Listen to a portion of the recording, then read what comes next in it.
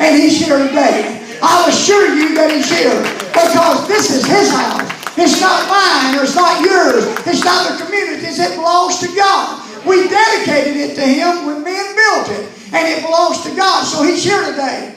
But Jonah miserably failed on God.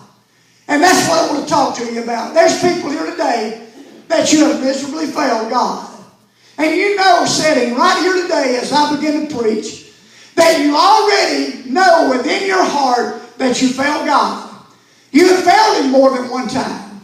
Jonah actually got smart after the one time. The Bible said as Jonah rebelled and refused, but when God gave him a second chance, that Jonah immediately, now listen, the Bible said that Nineveh was a 3 days journey.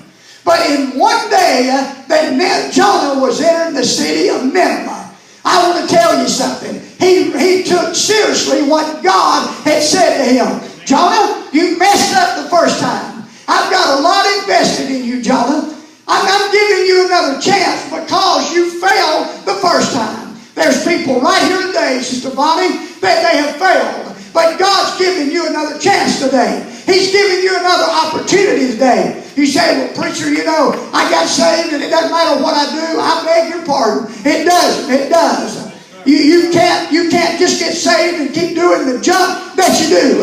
If you do, it'll catch up with you. But most of that, it'll take you to hell when you die. You need to make sure. See, Jonah messed up and failed God. And he had to come back to God. He came back and the Lord spoke to him and said, I'm going to give you another opportunity.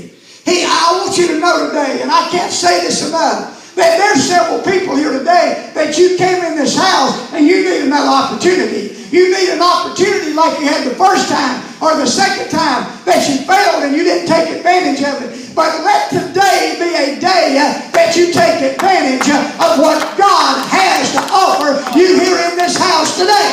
What does He have to offer me, Pastor? He has a peace of mind. He has a joy to put in your heart. He has something to put in you that you don't have, like excitement. I want to tell you, He can wash you up today. He can clean you up today. And He can put the joy of the Lord within your heart. Why do I need joy? Because the Bible said the joy of the Lord is your strength.